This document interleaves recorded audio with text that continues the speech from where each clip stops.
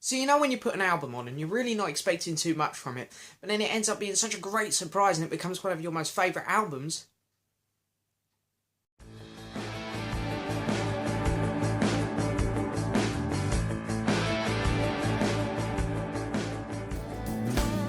Get up in the morning, already on it, and I'm Hello and yes, welcome to another video guys, and that's right, today we're going to be talking about Eric Clapton's Back Home.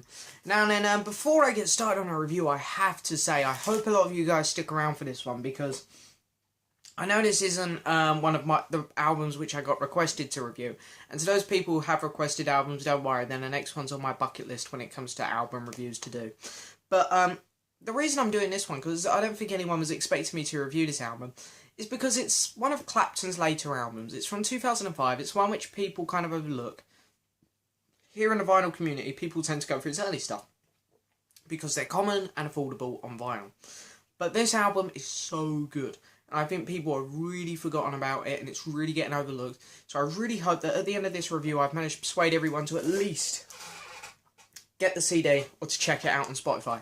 Because this is simply one of my favourite albums ever. And in this review, I'm going to explain to you why. So, of course, first off, going to go over information of the album. We're going to go over each track individually. I'm going to show you my copy of the vinyl record. And then throughout, when we're going over each song, I'm going to mark each song out of 10. Going to add them up, divide it by the number of songs on the album. And that will give us our final mark out of 10, which we'll do at the very end. So, Eric Clapton's Back Home. I can breathe now. Just spoke really fast, didn't I? Anyway, Eric Clapton's Back Home. This was his 18th studio album, released on the 29th of August 2005.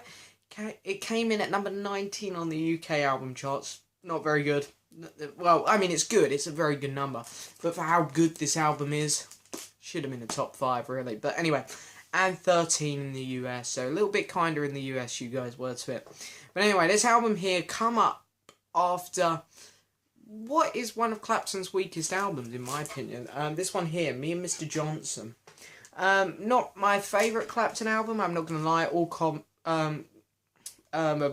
all covers for Johnson. I can't think of his first name. But anyway, is it? Hang on, it should say it on here. Robert Johnson. Robert Johnson. All covers for Robert Johnson, of course, who passed away. You know, still a good album, but it's not my favourite Clapton album. But then who knew Clapton was going to come back with such a great album? And of course, the album that followed it up with J.J. Cale, Road to Escondido, is also amazing.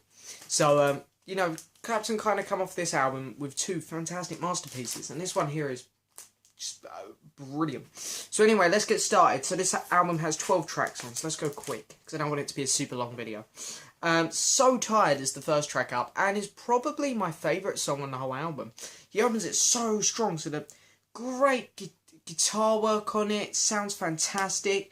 And of course the lyrics are just so fun and bubbly. It's such a fun, catchy song. The chorus is amazing. The lyrics are all about his joy of parenthood again, you know, with his wife. He's got some new, he just had a kid. So, you know, he's so happy at this point in his life. So he's just, the lyrics are just so fun to listen to. You know, he's singing, thank God their mama is a natural. You know, kind of giving his wife a thumbs up, like, you're doing a good job. You know, and it's just so fun. He's singing about how, you know, basically his life, you know, one of the babies he's feeding, another one of them is teething, you know. And then it's So Tired. That's the name, you know, the name of the track, So Tired, comes from the fact that the babies are always keeping him awake at night. It's like a really, really difficult job to do. And at the end of the song, you can actually hear his kids crying, which is really cool, really cute. So anyway, 10 out of 10 song. First song I've given a 10 out of 10 to on this channel. So, what a track. And then the next track up, Say What You Will. So Tired was quite a fun, bubbly, energetic song. We kind of tone it down a bit here for Say What You Will. Slower, calmer song, but great vocals. Brilliant echo effect on the vocals here. They sound really cool. Singing, the song's about, you know, lovers. You know, he's had some good ones. He's had some bad ones. You know, the chorus is just great. Another really catchy song. Just a fantastic song. However, it's coming off, talking about the flow of the album, coming off such a great song, it's really hard to follow that up. So I'm going to give it a 9 out of 10, so it comes very close. But then it picks straight up again with a Stevie Wonder cover called I'm Going Left, and it sounds amazing. I love this song. So, of course, written by Stevie Wonder, of course. You know, the lyrics are just so cool. Singing about I'm going left, can you lead me to the right? Kind of just a fun, energetic song. Sounds like, lyrics kind of sound like it came straight out of the 80s. Not too much thought process gone into writing it. But, you know, such an energetic song.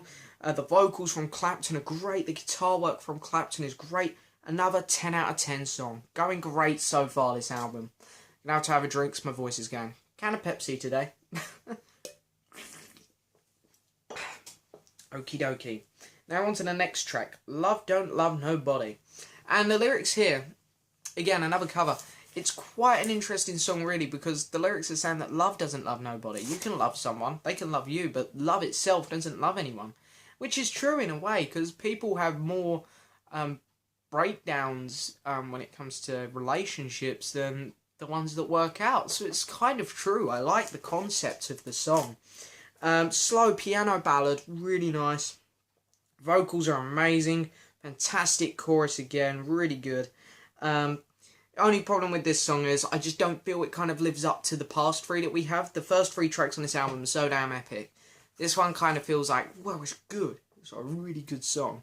But it just doesn't quite match up to the past three. It's kind of like the album's on such a high note. It takes a little bit of a swoop here, like, we're still really good. Not quite up to the sound of the other one. So I'm going to give it 8 out of 10 there. And the next track up is Revolution. So, fantastic lyrics here again. The vocals and the guitar work is all amazing. And I really don't know what to say about this song, because this is probably the most famous track on the album. This is most people's favourites, but I'm going to stick with the track So Tired as my favourites. I love that one. But, you know, this one here has a great vocals, you know, and the chorus on it is great. It doesn't pick up too much in the chorus, but it's a really powerful song, I think. Clapton's lyrics, when he's singing the actual line, revolution, so you say you want a revolution. Great, it just sounds great.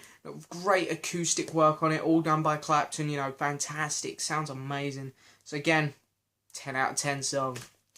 And then the next track up, of course, was actually recorded in the Me and Mr. Johnson sessions, and that is a cover song to one of Clapton's very good friends who passed away in 2001, and that, of course, is the ex-Beatle George Harrison. And he does a cover of Love Comes to Everyone from George Harrison's 1979 self-titled album. And, you know, I love George Harrison. Love George Harrison. His solo career was epic. I love George's original song, Love Comes to Everyone. But, Clapton, I have to say, you pulled it out the bag. I would say that this is better than the original song by George Harrison. This song was amazing. This is one of the best covers I've ever heard.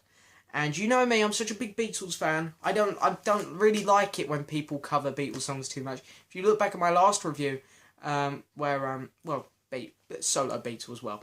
But if you look back at my last review when I've done Phil Collins' Face Value, and I talked about Tomorrow Never Knows, I kind of said it in there.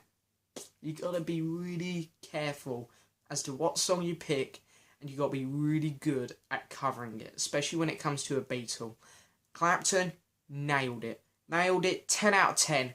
He stayed original to the song. He stayed original to it. He kept the same elements there, but he brought a more modern, a fresh vibe to it. And with Clapton's vocals over the top and Clapton's guitar work over the top, you had a perfect song right there. Loved it. There was nothing wrong with this song at all. I love George's version. Love George. But this is actually the version that I go to when I want to hear the song Love Comes to Everyone. So Clapton, you done it. 10 out of 10. Fantastic. Okay, so I'm going to have another drink now.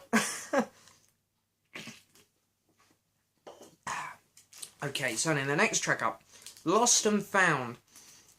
After two 10 out of 10 tracks, it's kind of hard to keep going. So the album does take another bit of a swoop here, if you like. Where it gets a bit heavier, this song. It's a bit of a heavier song. Another great song, though, I'd say. With really good build-up and tension to the chorus. You can really hear it, you can really feel it building this song. It's all done through guitar work, which I always find hard to for artists to do.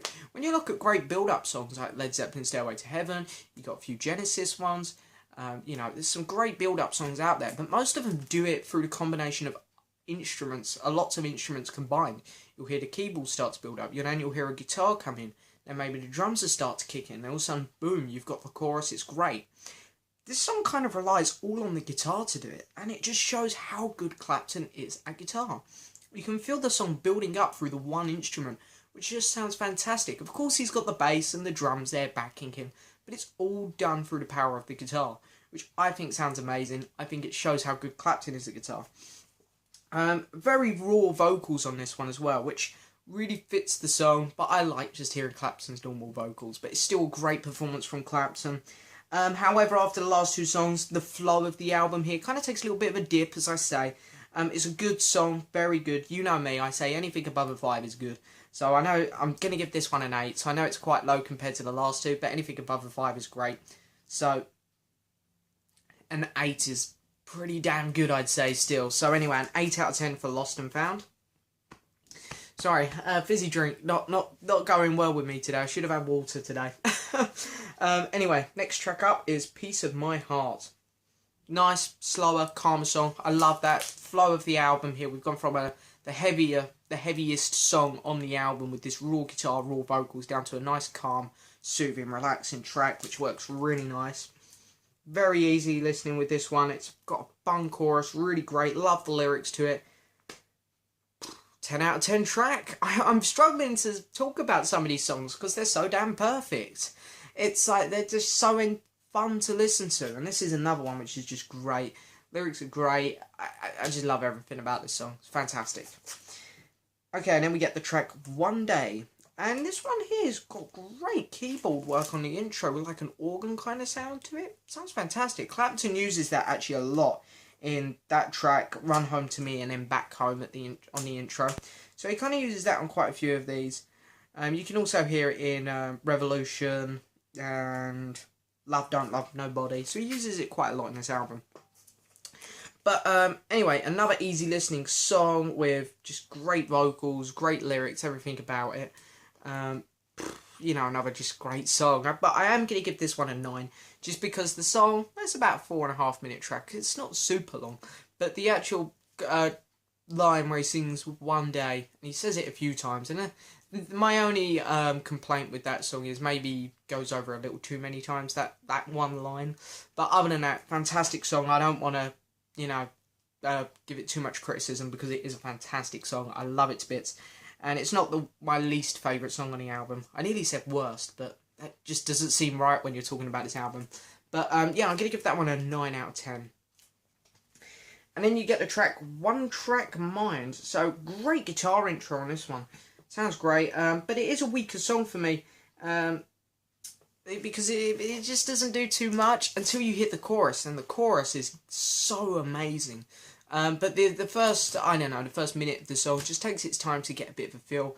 Takes its time for you to kind of, you know, get the feel of the album, if you know what I mean. So I think it's the chorus which really makes this song. So I'm going to give that one an 8 out of 10.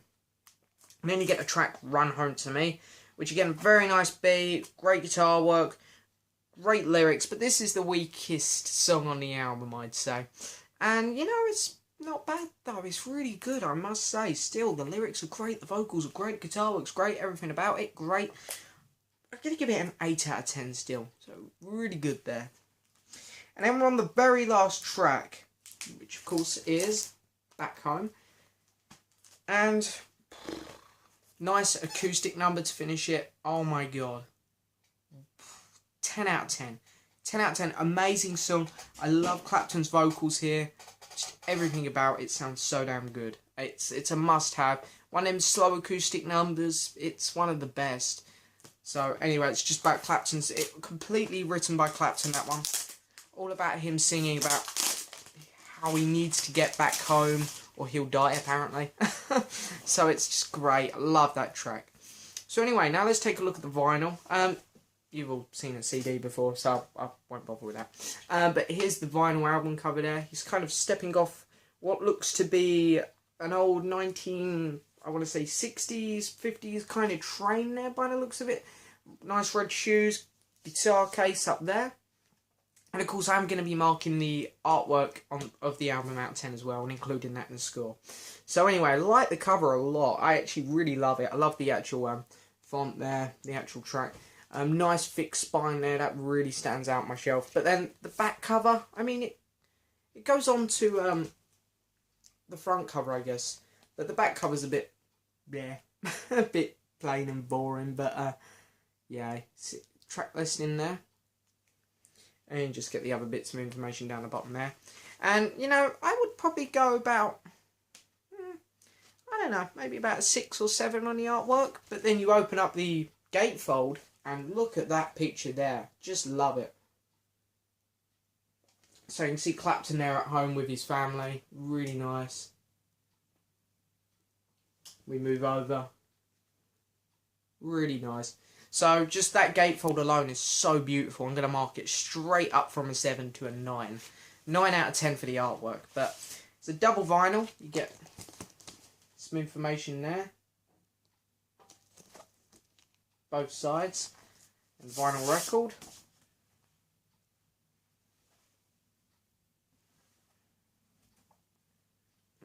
There we go. And yeah, I was really lucky because I got a really nice copy of this on vinyl. It's in beautiful condition. A couple light surface marks on it, which I'm sure I can get rid of actually. But I've played this album quite a lot. And this inner sleeve here has some pictures on. And the other side we've got Back Home written there. And again. And very nice, thick record there. I'm thinking maybe 200 gram there, not 180. I reckon it's going to be a bit thicker. But anyway, the card on here is so thick as well that they've used to make this album. Don't know if you can tell by the gatefold, but they've actually kind of stuck the middle in. So the records, the sleeves don't go across, and then you bend them as you're trying to shut them. So it's really nice design here. So anyway, Eric Clapton's Back Home. That's it. This album here, go get it. You must get it. Get the CD, listen to it on Spotify. Such a good album, such an overlooked album. It's one which needs to be re-energized, re-remembered. It's amazing. Probably my favourite Clapton album. But anyway, after adding up all scores, which go to each of the 12 tracks, and then the artwork, divided it by 13, 12 tracks, plus the artwork score. This album, out of 10, gets a 9.2. You know, if I was reviewing this before I brought in this new system that I've got with marking each track, it would have been a 10, I'm not going to lie. But anyway, with this scoring thing, it allows me to be more honest with my scores, marking each track. So anyway, this is such a good album. The last 2 albums I reviewed didn't get any higher than a 7, so I am trying to be strict with my reviews, but I can't be strict on this album because I kind of tried there. I wanted to give them all 10, so I'm not going to lie. So this was a fantastic album, amazing. You must go get it, must check it out. Please just check out. I'm going to give you a couple tracks to check out. So Tired, I'm Going Left, Revolution, Love Comes to Everyone, and Back Home. Go check them tracks out. They're so good. It's going to make you want to go buy the CD because it is really a brilliant, brilliant, brilliant masterpiece of an album. And if you can, try and get the vinyl, but the vinyl is a little bit rare. So anyway, but thank you so much for watching, guys. Hope you enjoyed the review. 9.2 for Eric Clapton's Back Home. Hope you enjoyed it. Thanks a lot, guys, and I'll see you next time. Bye.